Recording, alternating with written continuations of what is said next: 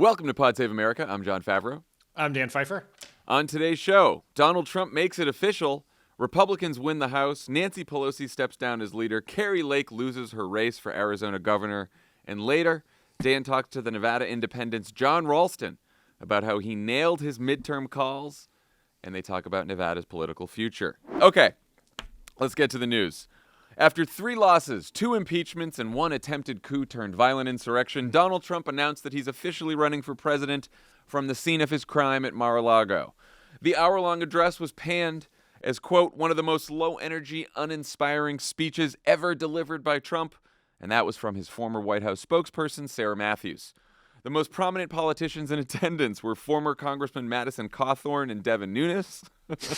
Don Jr. wasn't there. Ivanka wasn't there and released a statement during the speech saying that she would not be part of his campaign. Jared Kushner will also not be part of his campaign, but was in attendance. None of the networks carried the speech. CNN carried the first 25 minutes, and even Fox News cut away multiple times. At one point, people in the crowd tried to leave, but were prevented from doing so by security, red wedding style. As for the speech itself, here are some highlights. In order to make America great and glorious again, I am tonight announcing my candidacy for President of the United States. And we love both sides. We're going to bring people together. We're going to unify people. 2 years ago, when I left office, the United States stood ready for its golden age. Blood-soaked streets of our once great cities are cesspools of violent crimes, which are being watched all over the world. We're going to be asking everyone who sells drugs, gets caught selling drugs, to receive the death penalty for their heinous acts. China played a very active role in the 2020 election. Just saying.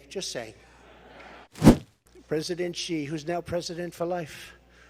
I call him king. He said, no, I'm not the king. I said, yes, you are the king. You're president for life. It's the same thing.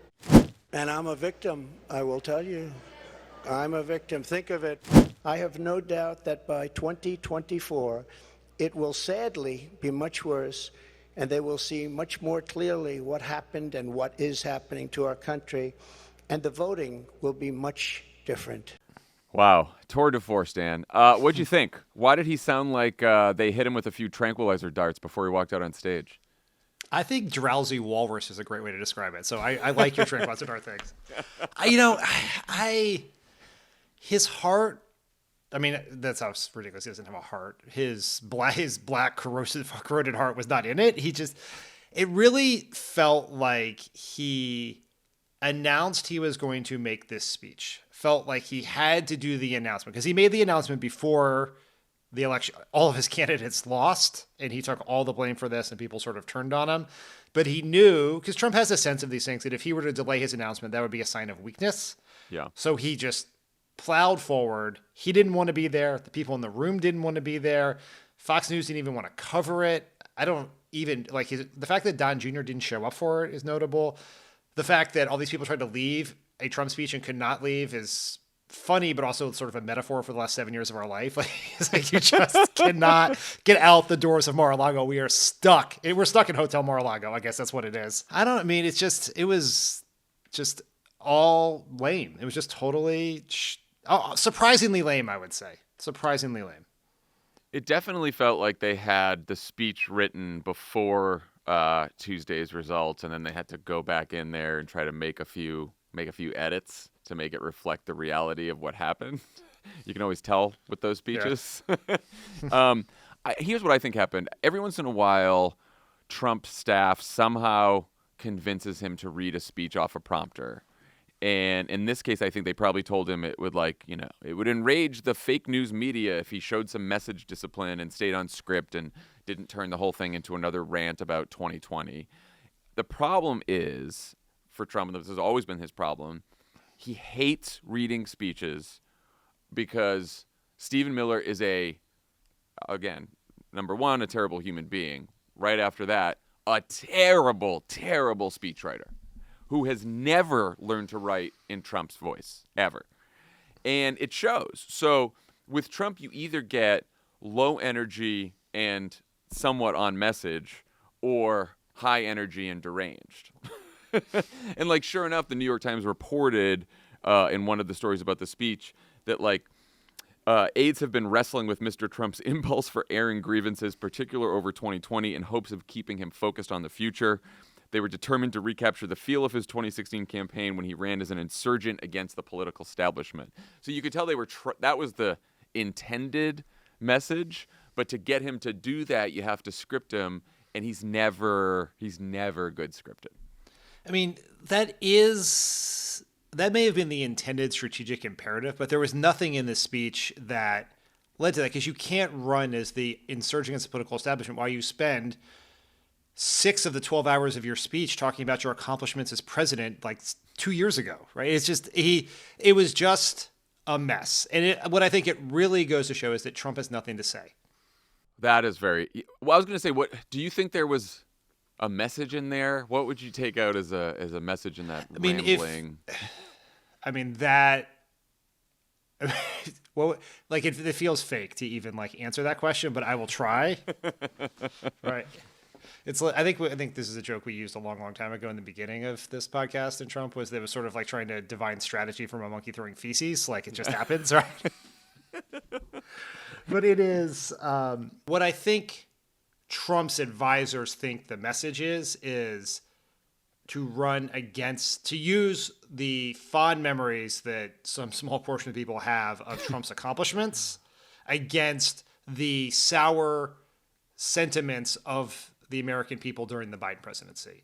Looking at wrong track, right track numbers, inflation, etc., that things were, sort of, you stop the calendar the day before the pandemic started. This is what life was like then. This is what life is like now. And I'm going to lay all the dissatisfaction you have in the direction of the country at the feet of the president. There's one small problem with that strategy, is they just tried it 8 days ago and it didn't work.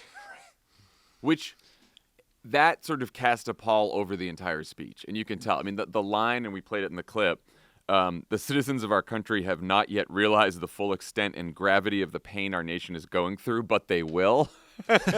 Maybe the lamest line of the entire speech, but I guarantee you that line was not there before the midterm results.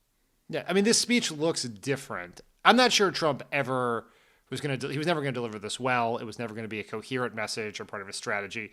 But the environment in which it would take place would be very different if 13 of 16 Trump-endorsed candidates had won, not lost. If Joe Biden had suffered a rebuke, not a victory. All of the environment was, no one wanted Trump to be doing this. Trump didn't want to be doing it. People in the room didn't seem to want to be there. It's like they didn't realize they had to go there to get the Tuesday surf and turf at Mar-a-Lago. And it was just... It's just the whole thing. It was really interesting, like leading up to it. Like this Trump, you kind of hit this in the intro, but Donald Trump is a former president of the United States. He is someone who led a violent insurrection to try to overthrow election results. He is one of the most famous people on the planet. He is under like 9 criminal investigations in every imaginable jurisdiction. And his announcement for president felt like a non-event. There wasn't chatter of it. There was no countdown clock. No one seemed excited about it. The MAGA media wasn't excited. Fox sort of seemed like they had to go to a wedding of a couple they didn't think made sense. It was just really interesting. I don't know if that tells us anything about what's going to happen over the next 2 years, but in the moment, it was a dud. There was also, by the way, a Herschel Walker endorsement in that speech that Raphael Warnock immediately turned into an ad. Which I thought was great. That's the only thing that really came from that speech. Also, like, no hint of a policy agenda or like what he would do as president, except for like the only new policy item he has that he's been talking about in rallies for the last couple of months is this executing drug dealers thing. He's going full Duterte in the Philippines. Like, it's just very. There's nothing new to say. I mean, there's this whole debate about, should networks cover Trump, that we've had for 7 years now. But I think that the lack of coverage this time around was not necessarily like, because we don't want to broadcast his lies. But if you're just being a news organization, you cover what's new. Or even if someone isn't new, but what they're saying is new. And there was nothing new here. Yeah, he has thought about nothing other than election day 2020 for 2 years. Yeah. And it's boring. This is the worst thing that can happen to Trump is to become boring. Boring and a loser. Yeah, those are the two worst things. Well, so, as we mentioned, even Fox News broke away from Trump multiple times through the speech. Here's the moment that happened. Germany tried it. They were up for about a year. Remember I sent to Angela. Remember Angela? Do you remember Angela? Nobody's remembering her now. Angela Merkel. If you're just joining us, President Trump in Mar-a-Lago announcing his 2024 presidential run. Angela Merkel. No one's remembering her anymore. Tough, real tough from Sean Hannity there. Why do you think Fox of all places did that? Like, what do you think was going on there? I mean, they care about ratings too, I guess. It's just, imagine. I think they thought that they were helping Trump more by cutting to two sycophants, Pete Hegseth and Mike Huckabee, to like praise the speech as opposed to actually playing people the speech, which sucked. Yeah, I mean, it's just there's someone sitting in a control room at Fox who, while Sean Hannity shows on, right, the most pro-Trump personality on primetime is up there, and that person looked at what Trump was saying, thought about what the audience wants to hear and should hear, and decided that instead of hearing the former MAGA king drone on about Angela Merkel, they would rather talk to a guy who hosts Fox and Friends weekends. Like, that was the choice they made. And, I don't even think it's strategic. I think maybe if Lachlan Murdoch or the woman whose name escapes me who runs Fox now were we're in the room pulling the the levers. But this is the it's 10 o'clock at night on Fox. It's just some random person who's making a judgment on quality of television, and they think Trump is bad television, and they just think that's notable. I don't really believe it says anything about are the Murdochs walking away from Trump, because it was very praiseworthy from all the commentary on it, and the guests they booked on that show were booked to say nice things about Trump. There wasn't like they were getting one of the MAGA types like Candace Owens or someone else who has expressed reticence about Trump 24. Right. It was just sycophants. But it says just a lot about the quality of the speech and the entertainment value and the news value of him. What did you think about the reaction from Republican politicians, Republican pundits, and Trump's potential rivals? Silence? Yeah. It's a lot of not a lot of conversation. Not a lot of takes from the Republican side. Yeah, not people saying positive things, not people saying negative things. There's been a little strain of the pro-Trump world, like the Lindsey Grahams are like, if he can just stick to the script like that, then he can do well. And it's like, no, I'm not sure what that means. My favorite reaction was from the Conservative National Review, which just had a big picture of Trump on the cover that said no. And the opening line of their editorial about the speech was, and Trump's 24 candidacy, quote, to paraphrase Voltaire after he attended an orgy, once was an experiment, twice would be perverse. Just first of all, so National Review, so that was that. How long do you think they've been sitting? The Voltaire orgy thing has been in their draft folders. They've been looking for that for like a decade. I think the dynamic here is most Republican politicians and rivals don't want him in charge of the party, but they're afraid of him in the base of voters, and so they're not sure what to say yet. So they're all just going to be weak cowards like they usually are. And we're running into one of the exact same dynamics that actually led to January 6th, which is this pending Republican runoff is forcing a lot of people to keep their powder dry because they're afraid that if they attack Trump, they will diminish turnout among his voters and therefore lose a Senate seat. That is the root of the quote from a Republican leadership person about what's the harm in humoring Trump when he was spreading lies about the election around this time in 2020. And they're doing a similar thing. There will be some people who may think they're going to come out on December, in early December after that election's decided and say they're for DeSantis or something else.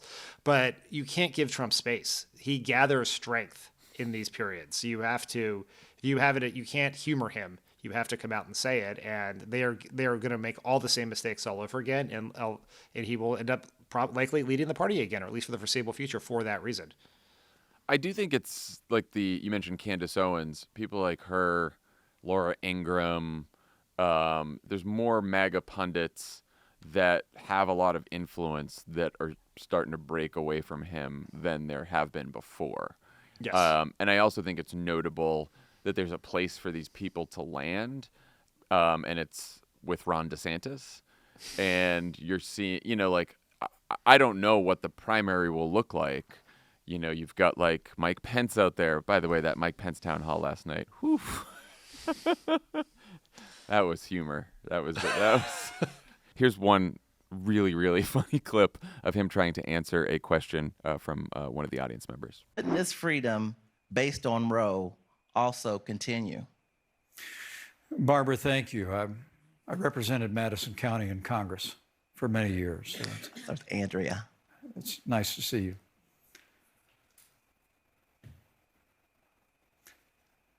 But like, I think if the field is split, then Trump gets the nomination because he only has to hit, 30-40% in some of these states, and it's winner take all in the Republican primary.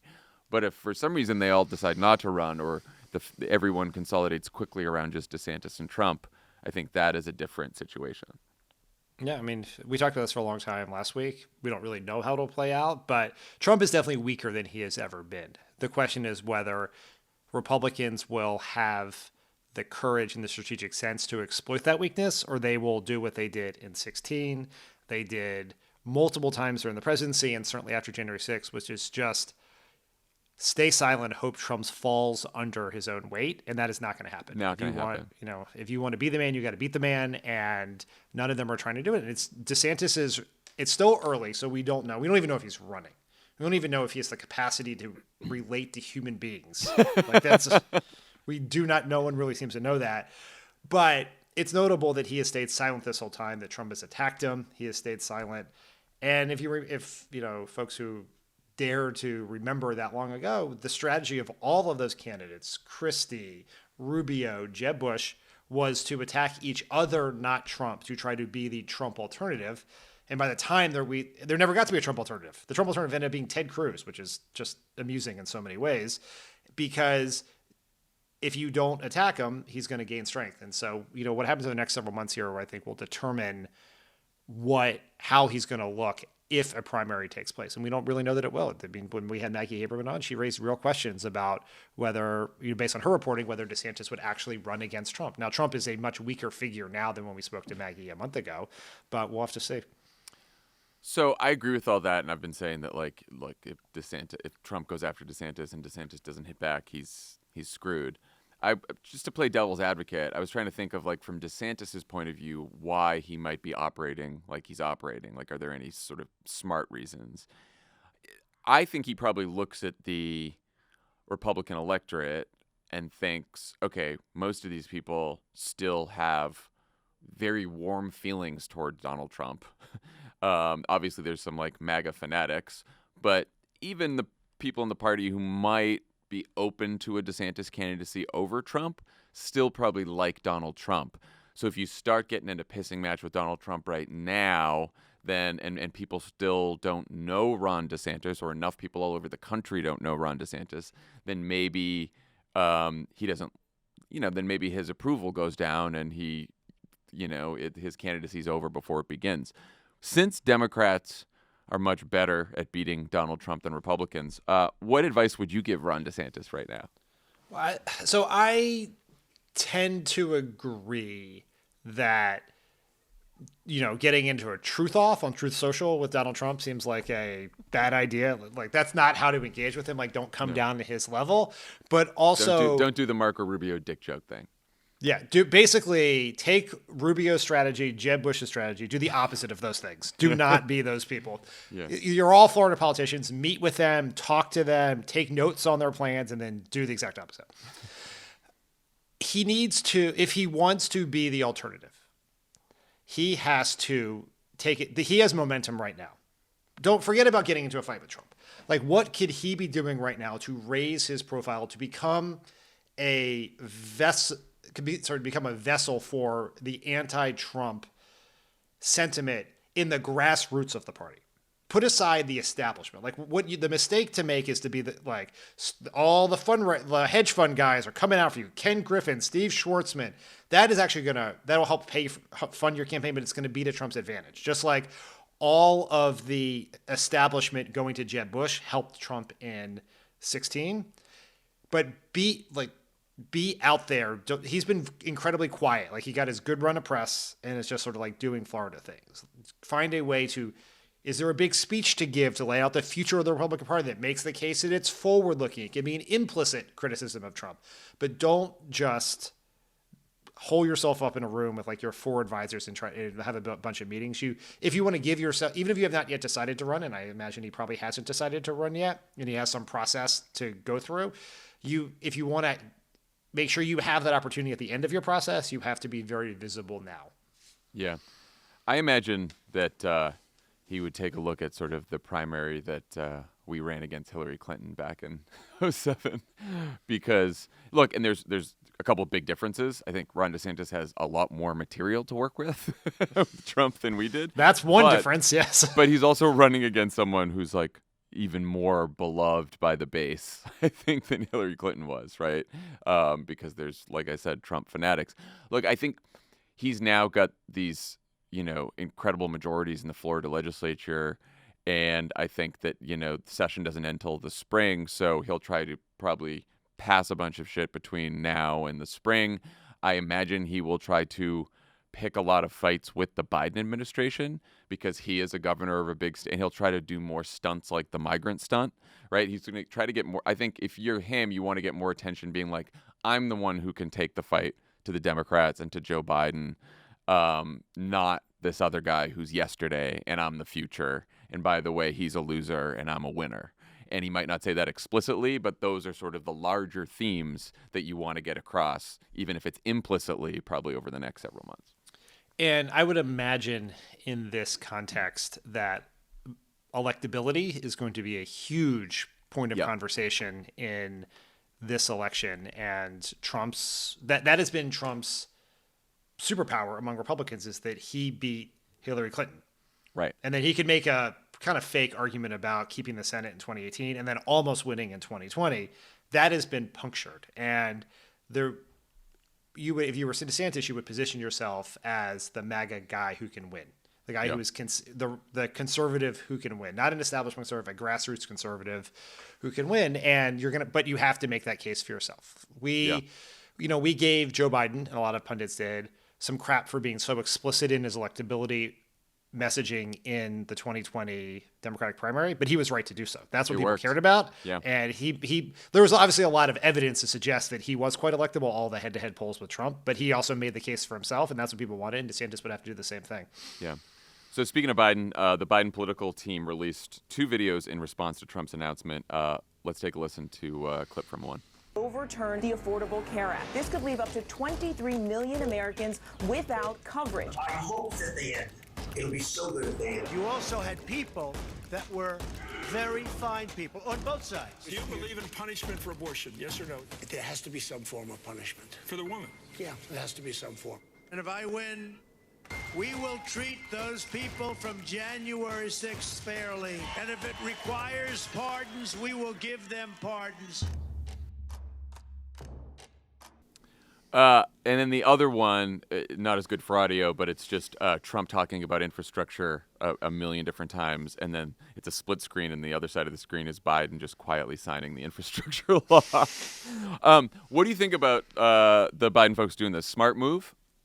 Yeah, I don't think this says a lot about what strategy they would employ in the 2024 campaign.